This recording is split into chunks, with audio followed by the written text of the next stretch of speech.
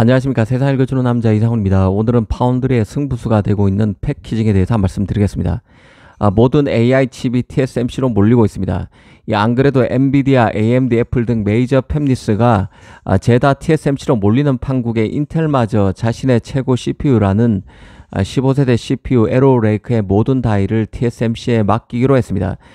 그러다 보니 생산 캐파 확보 경쟁이 그 하늘의 별 따기입니다. 상대적으로 칩을 웨이퍼에 새기는 전공정 중심으로 캐파를 증설해 왔기 때문에 심각한 문제는 그 패키징을 포함한 후공정에서 발생할 가능성이 큽니다. 그래서 최근 그 골드만삭스 행사에서 2등가의 압도적 실력 차이를 칭찬하면서도 필요하다면 TSMC 외에 다른 파운드리도 활용할 수 있다고 젠슨항 엔비디아 CEO가 말하기도 했었죠. 원론적인 발언이지만 칩 제조 환경을 꼼꼼히 안다면 밑자락이 깔린 발언으로 볼 수 있습니다. 그런 밑자락 그 배경 중에는 이런 패키징 라인의 부족이 한 자리를 차지하고 있을 것입니다. 특히 그 미국 정부는 인텔의 그 파운드리 매각 가능성마저 언급되는 상황을 맞아서 자국 팹리스들에게 인텔 파운드리를 활용하라고 압력을 가할 수 있습니다. 실제 최근 외신을 보면은 팹 겔싱어 인텔 CEO가 지나 러몬도 미 상무부 장관에게 미국 팹리스들이 과도하게 TSMC를 활용하고 있다고 조치를 취해달라고 얘기를 했고, 러몬도 장관도 하답했다는 얘기가 나오고 있습니다. 젠슨항의 골드만삭스 발언, 그 인텔의 고전, 그리고 러몬도 장관의 에피소드는 무관한 게 아니라는 게 개인적인 판단입니다. 사실 그 국내 언론에는 그 TSMC를 대체할 파운드리는 삼성뿐이라고 말하고 있지만 반만 맞고 반은 틀리다는 생각입니다. 전반적으로는 맞는 얘기죠. 전공정, 후공정을 모두 대체할 파운드리는 삼성이 유일합니다. 인텔 같은 경우는 사실 다른 회사, 다른 메이저 팹리스의 칩을 만들 기술적 역량도 안 되거니와 실제 만들 팹도 아직 갖춰지지 않은 상태입니다. 삼성 같은 경우는 그나마 이제 전공정, 후공정이 다 가능하죠. 삼성도 희망을 걸고 퀄컴, AMD, 엔비디아를 공략하고 있을 것이고 리벨리온, 그록, 그 텐스토렌토, 암바렐라, 브리포드 네트워크스 같은 스타트업 중심으로 성과가 나고 있는 상황입니다. 하지만 지금 그 젠슨항, 겔싱어, 로몬도로 이어지는 이런 에피소드, 일련의 에피소드는 사실 인텔의 후공정 활용을 염두에 둔 발언일 수 있다는 게 개인적인 판단입니다.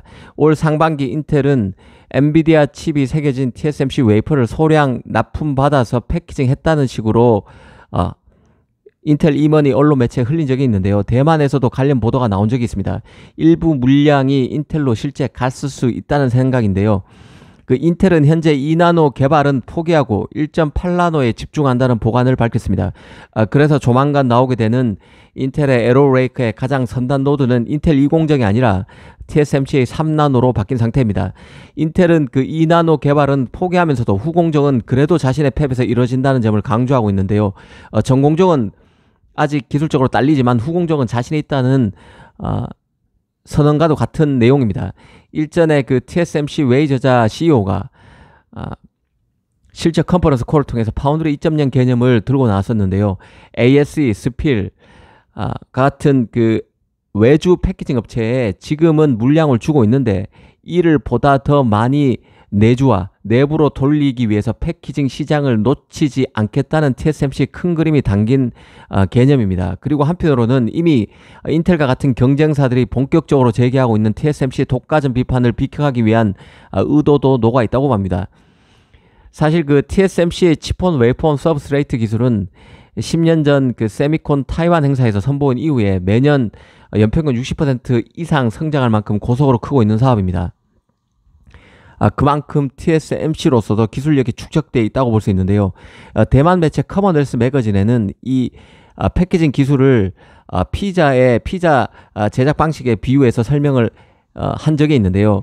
재밌어서 한번 소개해 드리려고 합니다. 엔비디아 AI 칩 그 HB 호퍼백을 GPU라 호퍼백 GPU를 예로 들어서 패키징의 중요성을 설명한 적이 있는데요. 이 아키텍처가 하와이안 피자 한 조각이라면 맨 위에 있는 햄은 4나노로 만든 GPU 칩, 그리고 파인애플 조각은 고대역폭 메모리 HBM으로 볼 수 있습니다. 그런데 바로 그 아래에 치즈가 반죽 위에 있는 실리콘 인디포저 기판입니다. IC 기판으로 볼 수 있다는 것이죠. 이 패키징 업체들이 패키징 기술을 활용하는 것은 바로 TSMC가 햄이란 칩을 만들어서 그 ASE나 스필과 같은 패키징 업체에 판매하고, ASE 또는 스필 같은 이런 후공정 업체들은 하이닉스 같은 메모리 업체로부터 HBM이란 파인애플을 사서 모든 것을 피자 한 조각에 결합하는 것으로 볼 수 있습니다. 이런 기술을 통해서 최종적으로 나오는 그 H백 호퍼 칩은 하나로 4천만 원이 넘는 것이죠. 이 패키징 기술이 힘든 것은 피자 위에 치즈로 표현되는 실리콘 인티포저가 웨이퍼 수준의 제조 전문 지식이 필요하다는 점 때문입니다. 그래서 투자 여력이 되는 TSMC가 고급 패키징 분야를 독점하게 된 것이죠.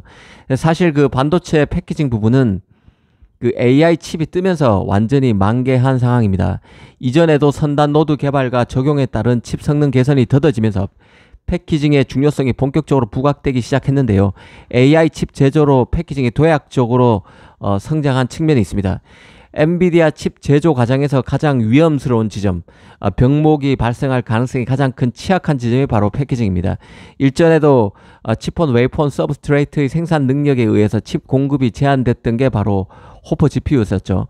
당시 TSMC는 ASE와 미국 기업인 앵커 테크놀로지 등 그 후공정 패키징 업체에게 일부 주문을 맡겼었지만 칩온 웨이폰 서브스트레이트 프로세서의 후반부로 제한된 것으로 알려져 있습니다. 피자로 치면 모든 토핑이 반죽되는 IC 기판에 놓이는 마지막 단계에서나 외주로 물량이 일부 갔다는 것입니다. 그만큼 외주 업체와 TSMC 간 패키징 실력은 벌어져 있는 상태고, TSMC도 가급적 내부에서 다 소화하려고 하는 것이죠. TSMC는 만약 또 한 번 패키징 부족이 나타나게 되면 후공정에서 더 어려운 영역에 대한 외주화도 불가피할 것입니다. 어찌됐든 TSMC는 폭발적으로 늘고 있는 그 첨단 패키징 분야 수요를 등에 업고 몇 년 안에 대만 후공정 업체 ASE를 추월해서 세계 최대의 IC 패키징 회사가 될 가능성이 큽니다. 그 과정에서 많은 얘기가 나올 것으로 봅니다. 이 엔비디아가 최근에는 자신의 그 프로세서 전용 패키징 제조 라인 설치 요청을 제조 라인을 설치해 달라고 TSMC에 요청했고, TSMC가 이를 거절했다는 내용도 외신에서 나온 적이 있습니다. 그리고 엔비디아가 패키징 공급 부족에 대응하기 위해서 그간 활용했던 칩온 웨이폰 서브스트레이트 방식 외에 그 팬아웃 패널 레벨 패키징 기술을 대안으로 찾고 있다는 얘기도 있었습니다. 이 팬아웃 패널 레벨 패키징 같은 기술은 사각형 웨이퍼에 칩을 새기는 기술이기 때문에 삼성이 주력으로 갖고 있는 패키징 기술입니다. 이 패키징을 중심으로 많은 얘기거리가 만들어질 수 있는 상황인데요. 인텔 같은 경우는 패키징 기술이 갈수록 중요해지면서 자신의 패키징 기술만 따로 팔겠다고 선언한 상태죠. 사실 인텔은 엔비디아 칩을 만들려고 해도 그런 물량을 소화할 팩도 없는 상태입니다. 결국 그 겔싱어가 러먼드에게 한 얘기도 돌려보면 패키징 물량을 더 달라는 의미로도 이해할 수 있습니다. 삼성의 경우는 메모리 프로세서 제작 패키징까지 원스톱으로 처리하는 일괄 서비스를 강조하고 있는 상황입니다. 아무튼 AI 시대를 맞아서 칩의 크기가 커지고 있고 프로세서와 메모리 등 칩 간 조합도 더 까다로워지면서 패키징이 중요해지고 있습니다. TSMC의 강하면서도 약한 고리인 패키징 분야에서의 변화를 잘 살펴봐야 한다는 생각입니다. 감사합니다.